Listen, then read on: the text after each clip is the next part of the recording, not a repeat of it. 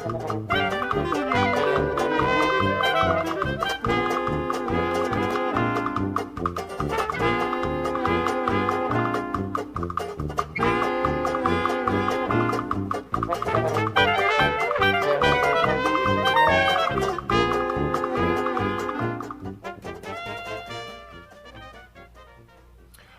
everyone to the third episode of Marxism Today. Today's topic will be about something called dialectics or the dialectic. The dialectic is an important part of Marxist theory. Last time in episode 2 we talked about materialism. You may have heard the term dialectical materialism if you've studied Marx before or maybe had a class that mentioned him. Dialectical materialism is a combination of these two philosophical ideas, materialism and dialectics, and Marx is largely seen as the person who put them together for the first time. When we use Marxist theory, we're going to, just like Marx, combine these two ideas to work together to understand the world. So what is the dialectic? The simplest formula for it goes as follows. There's 3 parts. The first part is a thesis. And the thesis just means the way something is done now or the belief that most people have now. Basically, it's the status quo. It's how things are now. And the dialectic says that the society will at some point present an antithesis. The antithesis is a reaction to the thesis. It's something that sees the world in a completely different way. It's a new idea, a new process, something that in some way challenges the thesis or the old idea, challenges the status quo. These two elements struggle together, and what you're left with is the third part, which is called the synthesis. The synthesis usually is seen as combining parts from both the thesis and the antithesis.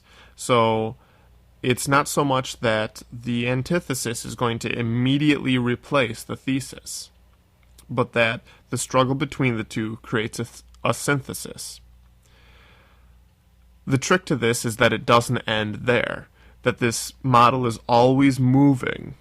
So the synthesis becomes the new thesis, and then a new struggle occurs when another antithesis is presented. So there's a reaction to the newly established status quo. That struggle happens, and there's a new synthesis. So let's look at some examples of how to put this together. One example is a mother and a son talking. Okay, so this will be a family-based example. You may have gone through something like this yourself. So the mother tells the son, "You need to be home by 10 o'clock. 10 o'clock is when I want the car back. It's when I want to see you here. I don't want you out on the road late at night." The son says to the mom, "But mother, I am 16, 17, 18 years old now.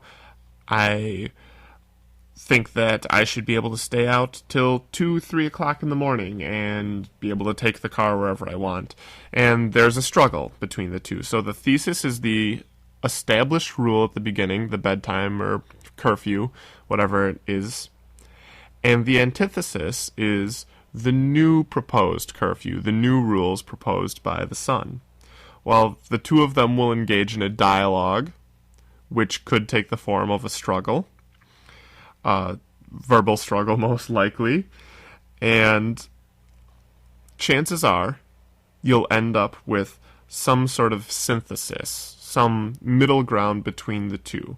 The outcome is likely not to be exactly the old way or exactly the new way, or perhaps the struggle isn't done yet.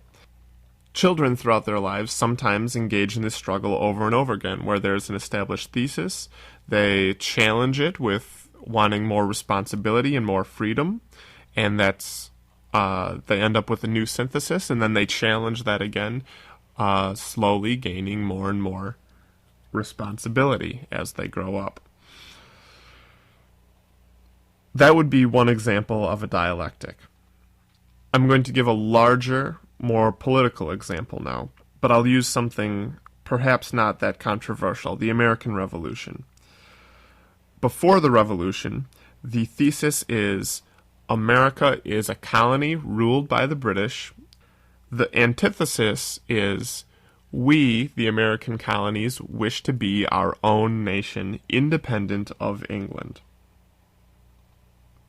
In this struggle, the antithesis is presented many different times. This isn't a history lesson, so I won't go over every time.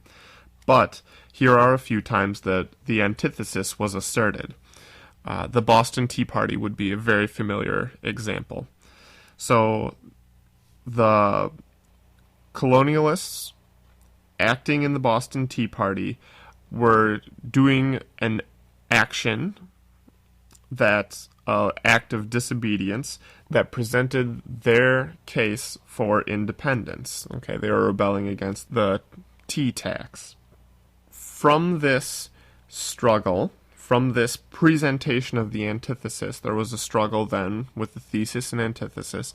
And the synthesis in this case, after the Boston Tea Party, is that there are more people sympathetic to the cause, or more people more energized about the cause for American Revolution. So it didn't cause the revolution just in that one act, but it was part of the dialectic that was constantly going on. It was a presentation of the antithesis, which led to the synthesis of more support for the cause. Again, later, during the course of the revolution, Thomas Paine published a pamphlet called Common Sense, which was sort of a logical argument for the independence of the American colonies. Did this pamphlet in and of itself cause the revolution? No, it was another presentation of the antithesis. So you can see in this example, the antithesis is asserted over and over again, always creating a new synthesis until a larger task has been accomplished. It's a philosophy that highlights the struggle between these two causes. It's a philosophy that highlights struggle. It's going to show that the changes in society are results of ideas and people that struggle against one another, or that debate or engage in a dialogue. There's another way to look at the dialectic, and this way will be used in a lot of our lessons on Marx. And this is the idea of contradiction. Now, you might want to use a different word for contradiction. Contradiction is the traditional Marxist word to use, but you might want to use the word antagonism or dual quality, something like that.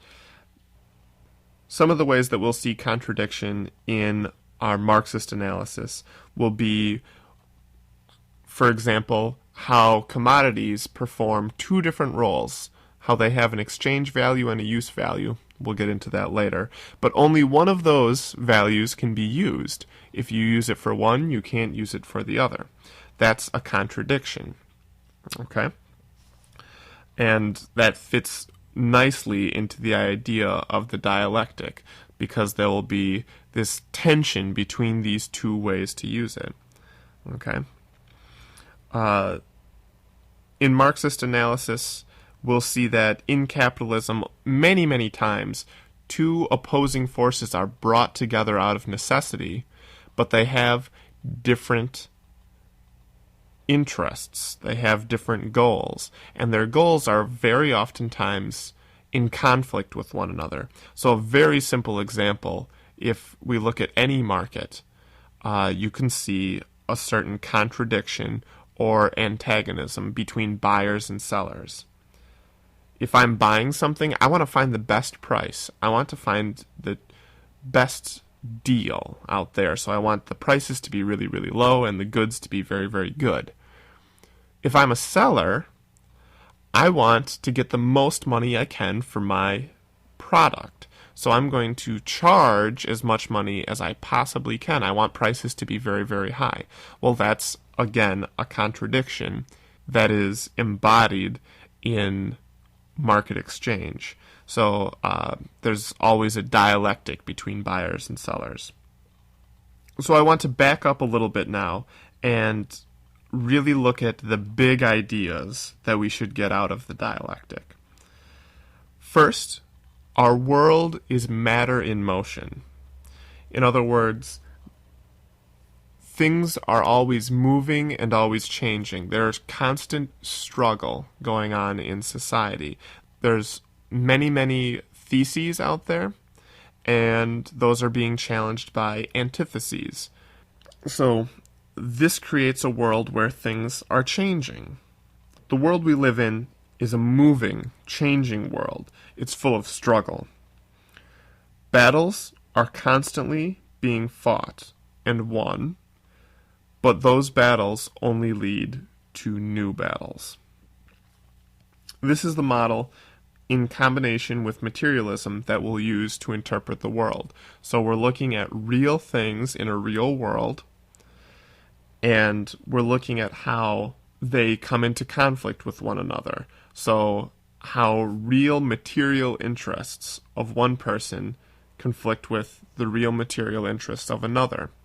If you remember our lesson from materialism, you'll remember that we talked about how Marx's view of the material world includes the social relation. So many times we'll be talking about how different social roles come into conflict with one another. The good example from earlier in this lesson was the social role of a buyer and a seller. There's no material thing that makes the body of a seller different than the body of a buyer. So these are just social roles that these two people are fulfilling. They could be exchanged at any time, and many times they are. Sometimes in our life we're buyers, and other times we're sellers. But the struggle happens nonetheless. It's a struggle between the real material social relations. I have material goods that you want, and we have to work out some sort of deal that we can both agree on in the market. So in that example, you can see the embodiment of Marx's materialism and his dialectics, and how they're going to inform the way that he looks at a situation. That's it for the dialectic. Tune in next time. I'll see you then.